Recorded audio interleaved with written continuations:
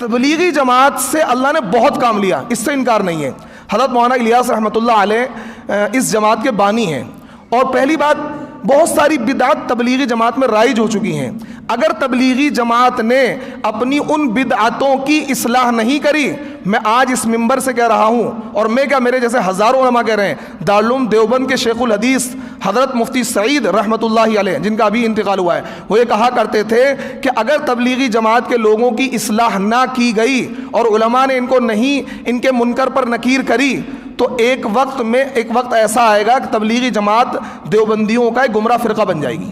یہ بات بڑے بڑے علماء اس بات کو کہہ رہے ہیں، اور بلکہ میں اپنی کھلی آنکھوں سے دیکھ رہا ہوں فرقے کی شکل اختیار کر لی ہے، اعلان ہونا باقی ہے۔ کیوں؟ کیونکہ اگر کوئی امام اصلاح کی بات کرتا ہے تو تبلیغی جماعت والے اس کی بات نہیں مانتے ہیں، وہ ان اماموں کی بات مانتے ہیں جو گونگے شیطان بن کر بیٹھ جائیں، کچھ بھی کہتے رہیں، کچھ بھی جھوٹی حدیث بیان کرتے رہیں، خاموشی کے ساتھ سن لیں، تو اس کو یہ کہیں بھائی ماشاءاللہ بہت تقوی والے آدمی ہیں، بہت متقی آدمی ہیں، بہت اچھے امام صاحب ہیں۔ اور اگر کوئی ان کے منکر پر نکیر کر دے بھائی یہ بات غلط ہے، اس کو ایسا نہیں ایسا کر لو، یہ اس کو دشمن سمجھتے ہیں۔ یہ ان کی اپنی تھیوری ہے۔ دیکھیے میں آپ کو ایک مثال سے سمجھاتا ہوں، بہت ہی اس کو کھلے دل سے آپ سنیے گا۔ میرا مقصد ہے تبلیغی جماعت سے اللہ نے کام لیا ہے تو اللہ کام لیتا رہے، لیکن کام جب ہی اللہ لے گا جب تک اصلاح نہیں ہوگی۔ اگر اصلاح نہیں ہوگی، آج سعودی گورنمنٹ نے پابندی لگائی ہے، کل کو پوری دنیا میں اس جماعت پر پابندی لگ جائے گی، یہ بات لکھ لینا میری۔ کیا اصلاح ہے؟ دیکھیے تبلیغی جماعت والے کہتے ہیں بھائی نبیوں والا کام، نبیوں والا کام کار نبوت، سب سے بڑا جھوٹ یہ ہے کہ نبیوں والا کام نہیں ہے۔ یہ جو کام ہے تبلیغ کا، یہ نبیوں والا کام نہیں ہے۔ ٹھیک ہے دین کا کام ہے، اس سے انکار نہیں ہے، اچھا کام ہے، اس سے بھی انکار نہیں ہے، نبیوں والا کام نہیں ہے۔ نبیوں والا کام وہ تھا جو نبی علیہ الصلوۃ والسلام کرتے تھے، غیروں کو ایمان کی دعوت دیتے تھے۔ کیا کرتے تھے؟ غیروں کو ایمان کی دعوت ہے، وہی تو نبی والا کام ہوگا۔ آپ تو مسلمانوں کو بھائی مسلمان کو ایمان کی دعوت کس بات کی؟ آپ تو مسلمان کو نماز کی دعوت دے رہے ہیں نا، ایمان کی دعوت نہیں دے رہے۔ اور کہتے ہیں تمام نبیوں نے یہ کام کیا، یہ بھی جھوٹ ہے۔ تمام نبیوں نے یہ کام نہیں کیا۔ تمام نبیوں نے کیا دعوت دی؟ لا الہ الا اللہ، کہ اللہ کو ایک مان لو۔ یعنی وہ لوگ کافر ہوا کرتے تھے، اللہ کے نبی نے ابو جہل سے کیا کہا؟ کلمہ پڑھ لو۔ اپنے چچا ابو طالب سے کیا کہا؟ کلمہ پڑھ لو، اللہ کو ایک مان لو، کیونکہ وہ لوگ اللہ کو ایک ماننے والے نہیں تھے۔ تو یہ جو کام ہے مسلمانوں کے درمیان اصلاح کا کام ہے۔ جو مسلمان بھٹک گئے ہیں، نماز نہیں پڑھتے ہیں، دین پر نہیں چلتے ہیں، مسجد سے نہیں جڑتے، ان کو کیا ہے؟ مسجد سے جوڑنے کا کام ہے، نبیوں والا کام نہیں ہے۔ لیکن تبلیغی جماعت والے اس بات پر اصرار کرتے ہیں کہ نبیوں والا کام ہے۔ اگر میں یہ کہوں کہ بھائی نبیوں والا کام نہیں ہے، لو جی مخالفت کی بندوق میرے طرف ہو جائے گی۔ کیسے کہہ دیا انہوں نے یہ نبی والا کام نہیں ہے؟ بھائی میں کہتا ہوں آپ میرے سامنے علماء بٹھا دو، جو علماء آپ کے حمایتی ہیں وہ ثابت کر دیں نبی والا کام ہے، میں بتا دوں گا یہ نبی والا کام نہیں ہے۔ خیر، تو پہلی بات غلط یہ ہے کہ نبی والا کام نہیں ہے، یہ دین کا کام ہے، اس سے انکار نہیں ہے۔ یہ دین کا کام ہے، خیر کا کام ہے، اچھا کام ہے۔ کیوں؟ اگر یہ نبیوں والا کام ہوتا تو یہ تو 1926 میں شروع ہوا ہے، اس سے پہلے کیوں نہیں کیا؟ تو پوری امت گنہگار ہے۔ 1300 سال تک پوری امت نے نبیوں والا کام کیا ہی نہیں۔ امام بخاری، امام مسلم، امام ابو حنیفہ اور بڑے بڑے علماء اس دنیا میں آئے، کسی نے کام کیے نہیں۔ 14ویں صدی میں کام شروع ہوا، تو اس کا مطلب ساری امت گنہگار ہوگی اگر آپ اسے نبیوں والا کام کہو گے۔ یہ نبیوں والا کام نہیں ہے، یہ مسلمانوں کے درمیان اصلاح کا ایک طریقہ ایجاد کیا تھا حضرت مولانا الیاس رحمۃ اللہ علیہ نے، کہ اس طریقے سے لوگوں کو 3 دن کے لیے 10 دن کے لیے جماعت میں لے جاؤ، ان کو دین کی موٹی موٹی باتیں بتا دو۔ ٹھیک ہے لے جا سکتے ہیں آپ، لیکن اس میں غلو اختیار کریں گے آپ، غلو گمراہی کا دروازہ کھولتا ہے۔ آپ کسی چیز کی حیثیت کو بڑھائیں گے، آپ چچا کو باپ، باپ کو چچا بنائیں گے تو کیا ہے؟ یہ غلو ہوگا۔ جس کا درجہ جو ہے اس کو وہیں رکھنا ہے۔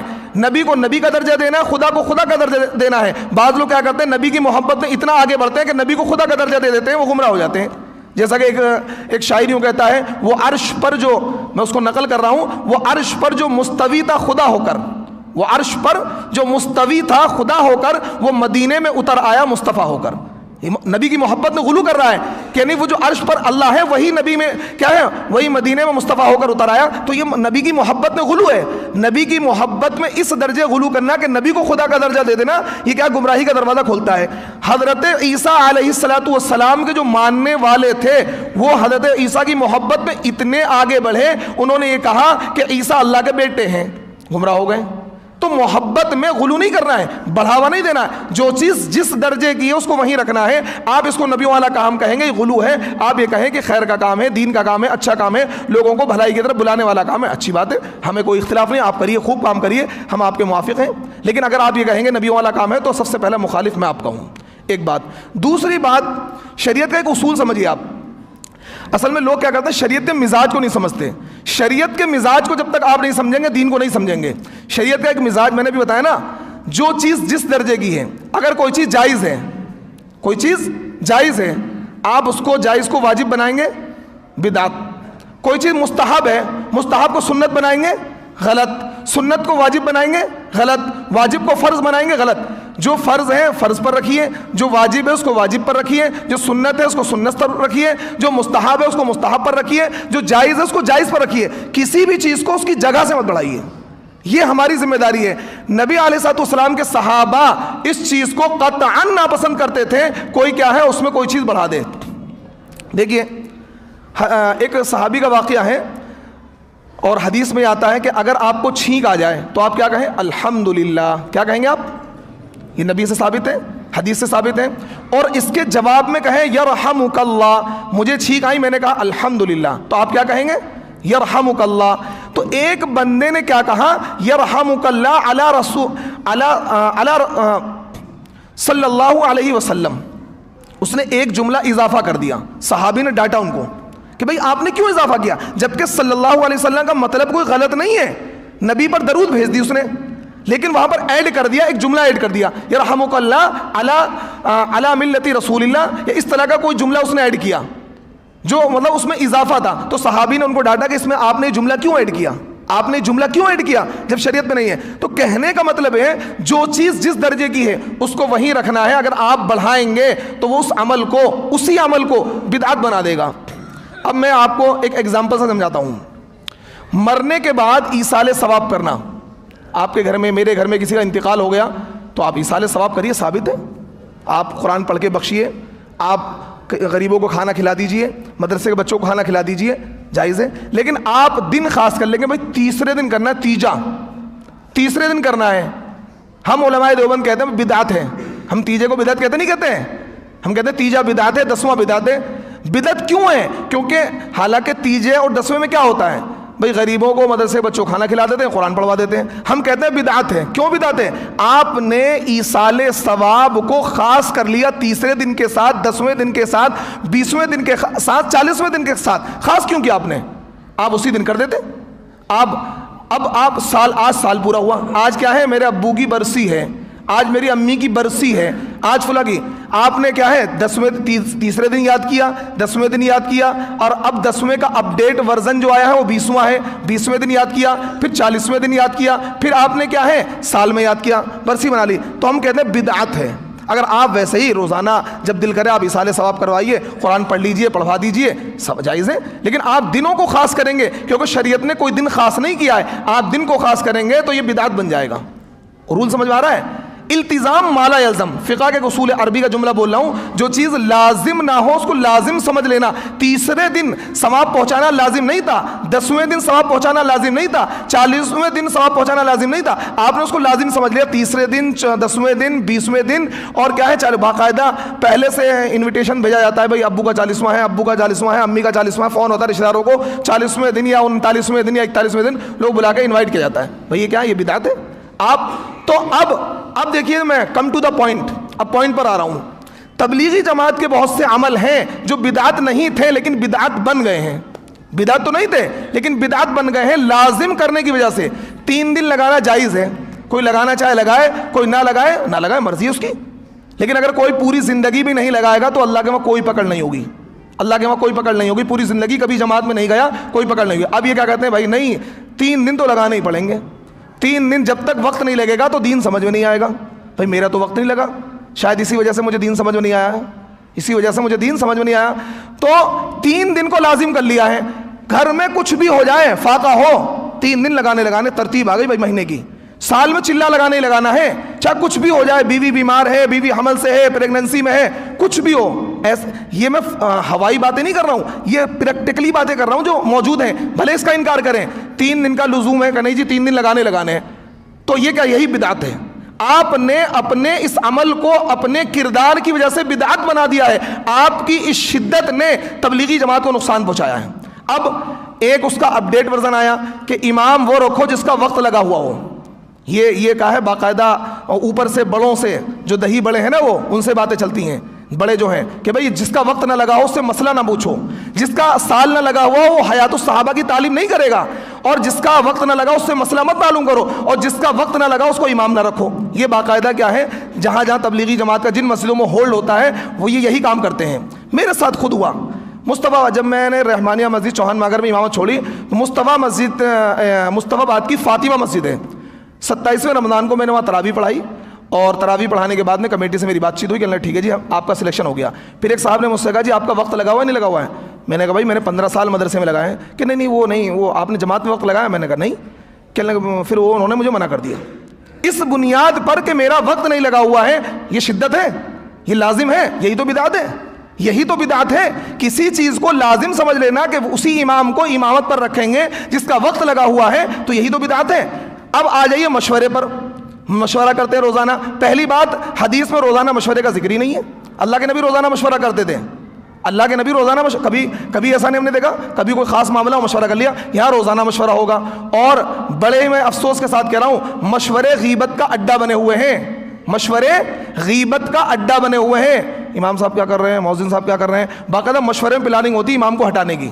مشورے میں امام کو ہٹانے کی پلاننگ ہوتی ہے. یہ میرے ساتھ ہوا ہے, یہ میرے ساتھ یہاں بھی ہوا ہے اور بھی جگہ ہوا ہے. مشورے میں پلاننگ ہوتی ہے, امام کے خلاف سازشیں ہوتی ہیں. مشوروں کو غیبت کا. تو تبلیغی جماعت کا کام غلط نہیں ہے. ان لوگوں نے اپنی حرکتوں کی وجہ سے تبلیغی جماعت کو بدنام کر دیا ہے, اس کے کام کو غلط کر دیا اپنے طرز عمل کی وجہ سے. اب کیا ہے, مشورے کو لازم پکڑ لیا ہے. کیا کر لیا ہے, مشورے کو. چاہے کچھ بھی ہو جائے مشورہ ضرور ہوگا, چاہے کچھ بھی ہو جائے مشورہ ضرور ہوگا. آندھی آ جائے, طوفان ہو جائے, ارے بھائی کبھی کبھار ڈیلے کر دو, کبھی کبھار چھوڑ دو. لازم کیوں کر رکھا آپ نے؟ نہیں جی, آندھی آ جائے, طوفان آ جائے, فساد ہو جائے, دنگے ہو جائیں, مشورہ ضرور ہوگا. بھائی یہی تو بدعت ہے, لازم. اب کیا ہے, تعلیم. ظہر کے بعد تعلیم ہوتی ہے. ابھی جمعے کا بیان ہو جاتا ہے. یہ کیا ہوا ہے, میں نے رامائن اور گیتا پڑھ کے تو نہیں سنائی ہے, قرآن پڑھ کے سنا رہا ہوں, اللہ کے نبی کی بات بتا رہا ہوں. اب اس کے بعد کتاب لے کے بیٹھیں گے, تعلیم ہوگی. ارے بھائی یہی تو بدعت ہے. آپ لازم کیوں کر رہے ہو؟ جمعے کے دن تعلیم مت کرو. جب امام نے خطبہ دے دیا اور دین کی بات بتا دی اور تعلیم کر دی, تو اب مزید کیا ہے, اس کتاب کو پڑھنے کی کیا ضرورت ہے؟ چاہے 2 آدمی بیٹھیں گے ضرورت کتاب لے کے کہ بھائی تعلیم ہوگی. یہی تو بدعت ہے. میری بات کو سمجھیے, اس کو آپ دوسرے اینگل سے مت سوچنا کہ بھائی جماعت کی مخالفت کر رہے ہیں. میں کہہ رہا ہوں بھائی اس عمل, میں نہیں کہہ رہا آپ جماعت کا کام نہ کرو, جماعت کا کام کرو, لیکن اس طرز عمل کو سدھارو, اس طرز عمل کو سدھارو. کوئی لگا رہا وقت, اچھی بات ہے. کوئی وقت نہیں لگا رہا, اچھی بات ہے.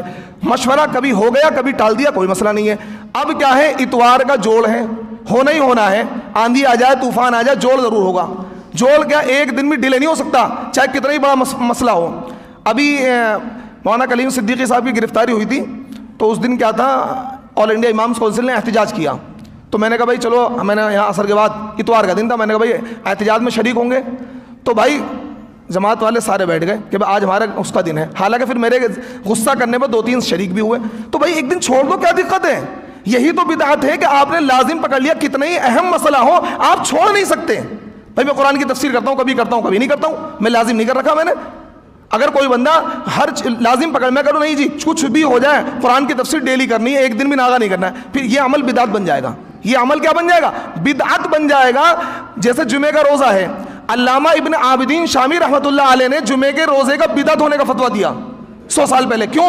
اس دور میں لوگوں نے جمعے کے روزے کو لازم کر لیا تھا کہ کچھ بھی ہو جائے جمعے کا روزہ رکھنا ہے. انہوں نے کہا جمعے کا روزہ, جبکہ حدیث سے ثابت ہے, انہوں نے کہا بدعت ہے. کیوں؟ لوگوں نے جمعے کا روزہ کا سنت ہے, آپ اس کو لازم کرو گے کہ نہیں جی رکھنا ہی رکھنا ہے, تو اس عمل کو بدعت بنا دے گا. تو آپ شریعت کے مزاج کو سمجھیے, شریعت کے مزاج کو سمجھیے. جو چیز جس درجے کی ہے, مشورہ لازم نہیں ہے, 3 دن لازم نہیں ہے, 40 دن لازم نہیں ہے, چلہ لازم نہیں ہے, جماعت کا کام لازم نہیں ہے, تعلیم لازم نہیں ہے, کبھی کبھار چھوڑ بھی دیں, ہفتے میں 10 دن میں, مہینے میں 1 آدھ تو چھوڑ بھی دیں. اس کو اس درجے لزوم کے نہیں جی کرنا ہی کرنا ہے, کرنا ہی کرنا ہے. آپ کے اس عمل نے تبلیغی جماعت کے کام کو نقصان پہنچایا ہے. بھلے ہی آپ کچھ بھی سمجھتے ہیں کہ آپ فائدہ پہنچا رہے ہیں, آپ اس عمل کو بدعت بنا رہے ہیں. آپ کی شدت نے, اس جہالت نے اس کام کو نقصان پہنچایا. تو سعودی گورنمنٹ نے کہا ہے کہ یہ جو ہے یہ بدعت کا دروازہ یہ لوگ کھول رہے ہیں. اور یہ بات میں کہہ رہا ہوں, یقیناً انہوں نے اس عمل کو بدعت بنا دیا ہے اپنے لازم کرنے کی وجہ سے. آج یہ لازم کرنا چھوڑ دیں, بدعت نہیں ہوگا. ایک بات. دوسری بات, سعودی گورنمنٹ نے یہ بات کہی کہ تبلیغی جماعت کے لوگ جھوٹے قصے بیان کرتے ہیں. کیا کرتے ہیں؟ جھوٹے قصے بیان کرتے ہیں, جھوٹی کارگزاری. ایک صاحب جماعت میں گئے, ان کے پتھری تھی, فرشتے آئے, آپریشن کر دیا, پتھری ٹھیک ہو گئی. ایک وہاں تھا, اتنا سا کیا ہے, ایک دیگ تھی, 500 لوگ کھانے والے تھے, اس میں یوں ڈال دیا, کیا اتنا سارا کھانا ہو گیا, سب کو کافی ہو گیا. طرح طرح کے من گھڑت واقعات.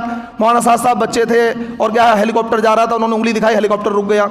اور ایک کیا ہے ایک واقعہ اور سناتے ہیں جو میں نے اپنے کانوں سنا ہے کہ ایک مرتبہ کیا ہے گاڑی سے ایکسیڈنٹ ہو گیا, ایک بندہ مر گیا, پیچھے سے مولانا صاحب کی گاڑی گزر رہی تھی, پولیس والوں نے پکڑ لیا. پکڑنے کے بعد میں مولانا کو گرفتار کر لیا. مولانا نے کہا مردے سے پوچھ لو, مردہ خود ہی بتا دے گا. مردہ زندہ ہو گیا, اس نے کہا کہ میرا ایکسیڈنٹ اس گاڑی سے نہیں ہوا ہے. تو یہ من غلط قصے, جھوٹے قصے بیان کر رہے ہیں. تو یہ بات صحیح کہی سعودی گورنمنٹ نے, جھوٹے قصے بیان کرتے ہیں. میرے ساتھ ایک واقعہ پیش آیا, میں وہ ممبر پہ بیٹھا ہوں, جھوٹ نہیں بولوں گا. جاپان ایک جماعت گئی, حاجی شمس الزمان, نام بھی بتا دے رہا ہوں, حاجی شمس الزمان ہے اور اس وقت مولانا سعد کے رائٹ ہینڈ ہیں. وہ بڑے دلی کے بڑے ذمہ داروں میں سے ہیں. چوہان مانگر رحمانیہ مسجد گلی نمبر 3 میں بھی جڑتے ہیں اور روزانہ نماز میں پڑھتے ہیں, آپ جا کے مل بھی سکتے ہیں. تو عصر کے وہ اپنا فجر میں تفسیر کرتا تھا, مجھے روک لیا. انہوں نے کہا مفتی صاحب ایک کارگزاری سنیے, بڑی عجیب کارگزاری. میں نے کیا؟ کہنے لگے کہ جی میں جاپان جماعت میں گیا تھا, پاکستان کے کچھ ساتھی ملے تو انہوں نے ایک واقعہ سنایا. میں نے کیا سنایا؟ کہنے لگے کہ جی ایسے ایسے افریقہ میں جماعت گئی اور وہاں پہ ہیں, وہاں افریقہ میں بڑے خطرناک جنگل ہوتے ہیں, بڑے مطلب درندے اور ازدہے اور سانپ ہوتے ہیں. تو جماعت والوں کو ازدہے مل گئے. جماعت والوں نے پر ہاتھ پھیرا کہ بھائی ہم کیا ہے دین کا کام کرنا ہے, یہاں سے بھاگ جاؤ. سارے کیا ہے سانپ اور درندے سب بھاگ گئے. یہ واقعہ ہے حدیث میں, لیکن یہ واقعہ ان لوگوں کا نہیں ہے. یہ ایک صحابی ہیں عقبہ ابن نافع, حضرت امیر معاویہ کی فوج کے سپہ سالار. انہوں نے پورا لشکر روانہ کیا تھا افریقہ کو فتح کرنے کے لیے. تو افریقہ کے جنگل میں عقبہ ابن نافع کا جب لشکر پہنچا ہے, انہوں نے افریقہ کے جنگل میں خیمے نصب کیے. تو وہاں کے لوکل لوگوں نے کہا کہ جنگل میں مت ٹھہرنا, بہت ہی خطرناک جنگل ہے, شیر شیرنیاں درندے اور چیتے اور ازدہے ہیں, تمہیں کھا جائیں گے. تو انہوں نے کہا کہ ہم اللہ کے نبی کے غلام ہیں, ہمیں کوئی چیز نقصان نہیں پہنچا سکتی ہے. انہوں نے خیمے نصب کیے اور ایک اعلان کیا, ایھا الحشرات والارض. انہوں نے کہا اے چرندوں پرندوں درندوں خونخوار جانوروں, یہ اعلان سن لو, نحن اصحاب رسول اللہ صلی اللہ علیہ وسلم, ہم اللہ کے نبی کے غلام ہیں, اللہ کے نبی کے ساتھی ہیں. اگر کسی نے ہمیں نقصان پہنچانے کی کوشش کی تو ہم اسے قتل کر دیں گے. تاریخ گواہ ہے, تاریخ کے اندر لکھا ہوا ہے. عقبہ ابن نافع کے اس اعلان کے بعد درندے پرندے شیر شیرنیاں چیتے ازدہے سب نے جنگل خالی کر دیا اور انہوں نے صحابہ نے اور تابعین نے وہاں پڑاؤ ڈالا. تو انہوں نے کیا کیا, یہ واقعہ اپنے اوپر فٹ کر کے کارگزاری میں چلانا شروع کر دیا. تاکہ مقصد کیا ہوتا ہے, مقصد ہوتا ہے تاکہ جماعت میں زیادہ سے زیادہ لوگ جڑیں. ایک بندہ ایسا تھا کچھ نہیں کرتا تھا, جماعت میں گیا اتنا کاروبار ہو گیا. ارے بھائی کیا ہے, من گھڑت قصے بیان نہ کریں. ہمارا دین بڑا پاک صاف دین ہے, یہودیوں کی طرح عیسائیوں کی طرح من گھڑت قصوں پر نہیں چلتا ہے. اللہ کے نبی صلی اللہ علیہ وسلم نے یہ ارشاد فرمایا, لن تضلوا بعدی ان تمسکتم بہما القرآن و سنت رسول, کہ تم میرے بعد ہرگز گمراہ نہیں ہوگے جب تک کہ قرآن کے سنت کے اور حدیث کے دامن کو مضبوطی سے پکڑے رہو گے. تو حدیث اور قرآن کو مضبوطی سے پکڑے رہو, گمراہ نہیں ہوگے. تو اس لیے ضرورت اس بات کی ہے کہ تبلیغی جماعت اپنی اصلاح کرے, اپنی ان حرکتوں سے باز آئے, جھوٹے قصے نہ بیان کرے, 3 دن کو 40 دن کو لازم نہ کرے. اگر کوئی جماعت کا کام کر رہا ہے تو نور علی نور ہے, اگر کوئی نہیں کر رہا ہے تو اس کو شدت اختیار نہیں کرنی چاہیے کہ نہیں جی تم جماعت کا کام نہیں کر رہے ہو, کچھ بھی کر لو, کیا مغفرت نہیں ہونے کی, بخشش نہیں ہونے کی. ایک صاحب نے مجھ سے کہا, کہنے لگے امام صاحب آپ بہت اچھے آدمی, یہاں نہیں جعفر آباد میں, کہ اگر آپ کا وقت لگا ہوتا تو دین کی سمجھ آپ کے اندر آ جاتی. مجھ سے یہ بات کہی, میں نے اس کو جو ڈانٹا اور لتا, میں نے ہاتھ پکڑ کے کمرے سے باہر نکال دیا. میں نے بدتمیز کہیں گا, میں نے ہمیں دین کی سمجھ نہیں ہے, تو نے 40 دن لگا کے ساری دین کی سمجھ تیرے اندر آ گئی, 15 سال میں قرآن حدیث سب پڑھ لیا, ہمیں دین کی سمجھ نہیں آئی. تو معاملات یہ ہیں, ان جہالت کی وجہ سے تبلیغی جماعت کا کام بدنام ہو رہا ہے, اور کیا ہے اکابرین کی قائم کردہ جماعت کا نقصان ہو رہا ہے. اور آج جو خدمت تبلیغی جماعت نے 80 سال میں کی تھی, ان 20 سالوں میں سارا بیڑا غرق ہو گیا, سارا معاملہ غلط ہو گیا. اور دوسرا کام, جھوٹی حدیثیں بیان کرتے ہیں. دین کی تھوڑی بہت غور و فکر کرنا 60 یا 70 سال کی نفلی عبادت سے افضل ہے. کوئی حدیث نہیں ہے, سن لو کوئی حدیث نہیں ہے. جماعت والے کہتے ہیں دین کی, آؤ بھائی آؤ بیٹھو, دین کی بات کا کہنا, دین کی بات کا سننا ایمان والوں کو نفع دیتا ہے. آؤ پھر یہ والی حدیث سناتے ہیں, دین کی تھوڑی بہت غور و فکر کرنا 60 یا 70 سال کی نفلی عبادت سے افضل ہے. سناتے نہیں سناتے, کسی نے سنیے, بالکل یہ کوئی حدیث نہیں ہے. کوئی حدیث ہے تو مجھے لا کر دکھا دیں, کوئی حدیث لا کر دکھا دے. من گھڑت ہے, موضوع ہے, اپنی طرف سے گھڑی ہوئی ہے. اور ایک حدیث وہ بیان کرتے ہیں جس کا انکار پہلے بھی میں نے کیا تھا, آج پھر کر رہا ہوں, کہ گشت کرنے کے بعد جو نماز پڑھی جائے گی اس پر 7 لاکھ نماز کا ثواب ملے گا. یہ بھی کوئی حدیث نہیں ہے, یہ بھی جماعت والے کہتے ہیں یہ بھی ھذا موضوع منکر, یہ بالکل کیا ہے, منکر ہے, موضوع ہے, من گھڑت ہے, گھڑی ہوئی حدیث. کوئی حدیث ایسی روایت حدیث کے اندر موجود نہیں ہے. اور ساری جہاد کی آیتیں سب اپنے اوپر فٹ کرتے ہیں, ہلکے ہو بھاری ہو جماعت میں نکلو, ہلکے ہو. بھائی یہ جہاد کی آیتیں ہیں, یہ مت کرو. یہ بات یاد رکھو, میں تمہارا مخلص دوست ہوں. جماعت والوں سن لو, بھلے تم مخالف سمجھو, میں تمہارا مخلص دوست ہوں, تمہاری اصلاح کر رہا ہوں. کوئی امام تمہاری اصلاح نہیں کرے گا, اسے پتا میری امامت چھن جائے گی, میرا بوریا بستر گول ہو جائے گا. مجھے اس بات کی کوئی پرواہ نہیں ہے, کوئی پرواہ نہیں. میں صرف تمہارا, کیونکہ تمہاری غلط باتوں میں جو تمہیں ٹوک رہا ہے وہ تمہارا مخلص دوست ہے. اللہ کے نبی صلی اللہ علیہ وسلم نے ارشاد فرمایا, من فسر برائے القرآن فلیتبوأ مقعدہ من النار, کہ جو رائے سے تفسیر کرے گا اپنا ٹھکانہ جہنم میں بنا لے. اللہ کے نبی نے ارشاد فرمایا, من کذب علی متعمدا فلیتبوأ مقعدہ من النار, کہ جو اللہ کے نبی کی طرف جھوٹی نسبت کرے گا, جھوٹی حدیث بیان کرے گا, اپنا ٹھکانہ جہنم میں بنا لے. یہ دو چیزیں اپنے ذہن میں رکھیں, اور کسی بھی بات کو بیان کرنے سے پہلے بہت محتاط رہیں, اور اس کو پہلے علماء سے تصدیق کر کے پھر بیان کریں. انشاءاللہ آپ اصول کی روشنی میں کام کیجئے. آپ جو اصول حضرت مولانا الیاس نے مرتب کیے تھے ان کے مطابق کام کیجئے, ہم آپ کے ساتھ ہیں. لیکن آپ جس طریقے سے بے اصولی سے کام کر رہے ہیں, ہم آپ کے ساتھ نہیں ہیں. ہم آپ کی بار بار اصلاح کرتے رہیں گے, چاہے آپ کچھ بھی کرتے رہیں, کتنی مخالفت کرتے رہیں, میری زبان تو بند نہیں ہوگی. جب تک غلط کام ہوتا رہے گا میں اس کی اصلاح کرتا رہوں گا. اللہ رب العزت مجھے اعمال صالحہ کی توفیق عطا فرمائے, اور تمام حاضرین کو کیا ہے دین کی صحیح سمجھ عطا فرمائے. وآخر دعوانا ان الحمدللہ رب العالمین. مایوس نہیں ہے ہم اللہ کی رحمت سے, حق بات کہی ہے تو ہم ڈٹ کے دکھائیں گے.